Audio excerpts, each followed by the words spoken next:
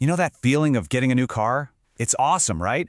But then there's that one huge kind of stressful question that can totally bog you down.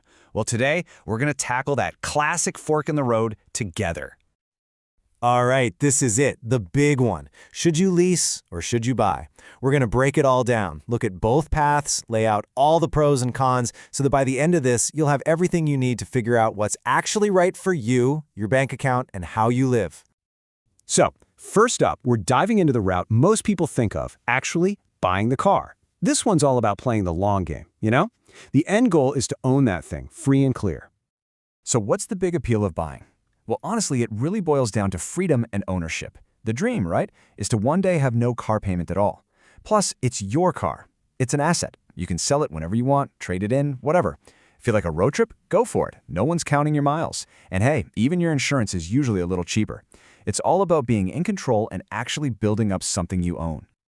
But, of course, the path to ownership isn't perfectly smooth. There's this one huge, kind of painful pothole you have to watch out for. It's this sneaky financial thing that kicks in the second you drive off the lot. Yep, we're talking about depreciation. Just look at that number, 20 to 40%. Seriously, let that sink in. Your shiny new car can lose almost half its value in just a few years. That is a massive, massive hit, and it can put you in a really tough spot. And that tough spot, it has a name. It's called being upside down on your loan. See, the car's value plummets so fast, while your early loan payments are mostly just chipping away at interest. So pretty quickly, you can end up owing way more on the car than it's even worth. The bottom line is, while you're trying to build that ownership, you're also in this constant financial battle against depreciation.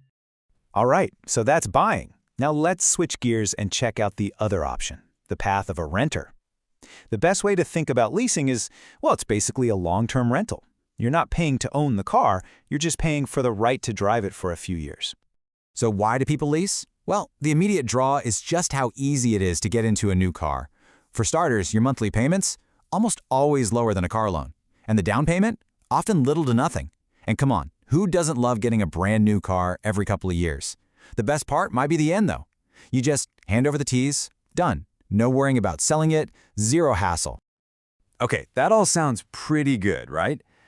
But, and there's always a but, all that convenience comes with a trade-off. This path is way less about freedom and way more about playing by a very strict set of rules. And here's where those rules really start to bite. First off, you're always making a payment. You never own anything, so you're not building any equity.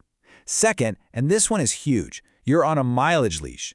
Go over your limit and bam, you're paying penalties for every single mile. And lastly, any little dings or scratches that they consider more than normal wear and tear, yeah, that's coming out of your pocket when you turn it in.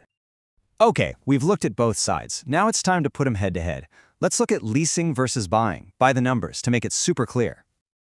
Let's just break this table down, nice and simple. Monthly payment, higher when you buy, lower when you lease. Down payment, usually, yeah, you need one to buy, but little to none for a lease. Ownership, with buying, you're building equity. With leasing, nope, you own nothing. And mileage, unlimited when you buy, but super restricted when you lease. Want to add a cool stereo? Go for it if you bought it. Not a chance if you leased. And here's the real kicker, long-term cost. Buying is almost always cheaper in the long run. Leasing feels cheaper month to month, but it's constantly expensive because you're forever paying for the car during its worst years of depreciation. Okay, but for all you leasers out there, the story doesn't just end. When your time is up, you hit another crossroads. What do you do next? Just give it back? Or maybe you buy it. Now this is where things get interesting, because you have an advantage nobody else has. You know this car inside and out. You know its whole history. So the big decision really comes down to one little number tucked away in your original contract, the buyback price. The million-dollar question is it a good deal? So how do you figure that out? It's actually a pretty simple calculation. Let's walk through it. Step 1, dig up your contract and find that buyback price. Step 2, hop online to a site like Kelley Blue Book and see what the car is actually worth today. Step 3, and this is super important, figure out what fees you'd get hit with if you just returned it. You know, add up those mileage penalties or any wear and tear charges. And finally, step 4, just compare the numbers. Is the buyback price a better deal than its market value, especially when you factor in those fees you'd be avoiding? Now you can make a smart choice. Phew. Okay, we have covered a lot of ground. depreciation, mileage caps, buyback prices, the whole shebang. So now, let's bring it all together and figure out how you can choose your right path. So, after all that, which path is for you? And look, there is no one-size-fits-all better answer here. It's all about what's better for your life, how you drive, and what your bank account looks like.